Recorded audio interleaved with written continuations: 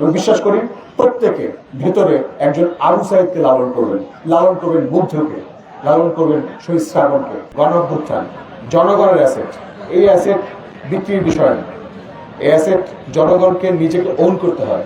So আমি বিশ্বাস করি আপনারা যেমন ওন করার ব্যাপারটা আমি তেমন ওন করি।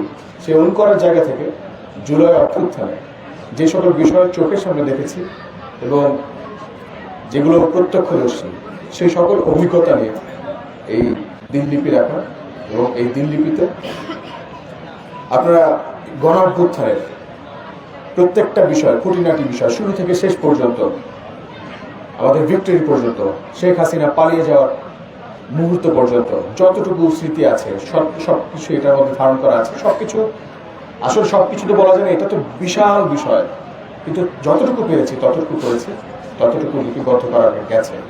এবং আমরা বিশ্বাস রাখি পরবর্তী প্রজন্ম তারা যখন এটা পড়বে, জানবে, বুঝবে যে তাদের পূর্বপুরুষের কৃতিত্ব, তাদের পূর্বপুরুষের বীরত্ব, বাংলাদেশের আপামর জনগণ এক হয়ে গেলে কি ঘটতে পারে সেই ব্যাপারগুলো যখন তারা করবে, তখন তারা নিজের মধ্যে যেই বীরত্ব লালন করবে, যে নেতৃত্ব তারা লালন করবে।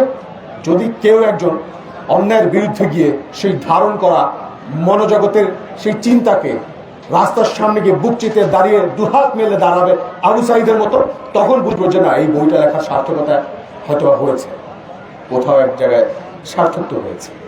তো সেই অপেক্ষা, সেই প্রত্যাশা নিয়ে এত কিছু করা, এত কিছু বলা। তো আপনাদের প্রত্যেককে শুভেচ্ছা, সম্ভাষণ। এবং আমি বলছি না আপনাকে বইটা কিনতে হবে, পড়তে হবে, এর চেয়ে তো অনেক ভালো ভালো সাহিত্য মূল্য, অনেক ভালো ভালো শিল্পমূল্য যে বই আছে সেগুলো আপনারা পড়েন, বই পড়া জরুরি, ভালো লেখকের ভালো চিন্তা বইগুলো পড়েন, বই পড়া জরুরি। তো এই বইটা শুধু যখন মনে হবে যে আপনি খুব একা, অন্যায় যাতা করে আপনি একদম দমে যাচ্ছেন, মাথা নিচু হয়ে যাচ্ছে, তখন বইটা একবার চোখ মিলে পড়লেন।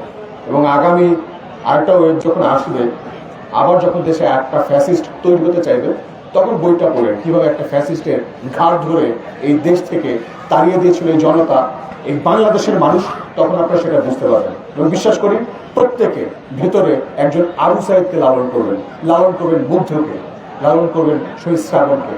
এই প্রত্যেকটা মানুষের, প্রত্যেকটা শ্রেণী পেশার মানুষের, আপনাদের প্রত্যেকের অবদান আছে এই জুলাই অভ্যুত্থানে। এই জুলাই অভ্যুত্থানে হয়তো বা এখন রাজনীতি এমন একটা বিষয়, যার যখন দল ক্ষমতায়, যার যখন দলের শক্তি, যার পেশি শক্তি, যার যতটুকু রিসোর্স, সে ততটুকু রিসোর্স দিয়ে আন্দোলন বা অভ্যুত্থানের ক্রেডিট কিনে নিতে চায়। কিন্তু যে গণমানুষের অবদান ছিল, সেই অবদানকে আমরা আসলে, গণমানুষের তো এত টাকা নেই, এত শক্তি নেই, তারা আসলে কিভাবে ক্রেডিট কিনবে? তো সেই ক্রেডিট কার কতটুকু ক্রেডিট, এটা তো আমাদের দেওয়ার সক্ষমতা নেই, আসলে কারো সক্ষমতা নেই। লালন করেন আমাদের, এটা আমার পাশে দাঁড়িয়ে আছে আমার বড় ভাই, বিশ্ববিদ্যালয়ের বড় ভাই, তিনি একজন আহত যোদ্ধা, যিনি রাজপথে আন্দোলন করতে গিয়ে তার একটা চোখ হারিয়েছেন। আমাদের ঢাকা বিশ্ববিদ্যালয়ের বড় ভাই আপনাদের সামনে আছে। আমাদের সৌভাগ্য এটুকুই যে তাকে এখন আমি পেয়েছি এখানে। তো আমরা আর কোনো ভাইকে